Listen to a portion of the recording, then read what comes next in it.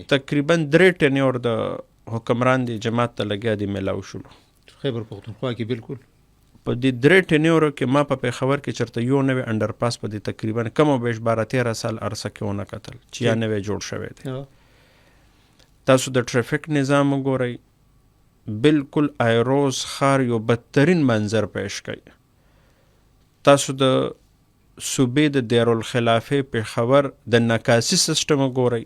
جی زه به اندرون ښار، زه به بیا د رنګ روډ ښي طرف او ګس طرف چې کوم زمون کلی دی هغه به زه نه یادوم.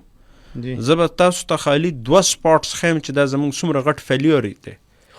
تاسو چې د گورنر هاوس نه او د چیف منسٹر صاحب د محترم د هاوس نه روزي او بار مین د شرقي روډ چوک جاین کوي، دلته د 2 منټو باران نه ته به گورنر هاوس او سی ام هاوس ته تاوېدلی نشي، دومره یو سیلاب غونته کې ډب جوړ شي په خیبر روډ باندې. بالکل بالکل جی دکه شانتي تاسو بیا دې سره په 2 قدمه کې لاندې خیبر پختونخوا اسمبلی ده.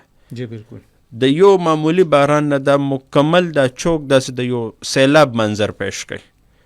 نو زه تا ته زرګر آباد څنګه وخیم، زه تا ته یاکتوت درته څنګه وخیم، زه تا بیری باغ لختي غاړې ته څنګه بوزم، زه تا بادر کلی مروزی اچر کوهاټ روډ یعنی 400 روډ ناکۍ ناګومان د علاقو ته کلاړې سوکانو وغیره منګه خلک انتهایی بدترین ژوند لګیا دي د نکاسۍ په وجه باندې تیری. په دې جدید دور کې زما ښار زما پېښور دارالخلافه د حسن خیل غونته علاقه د اوبو نه محرومه ده.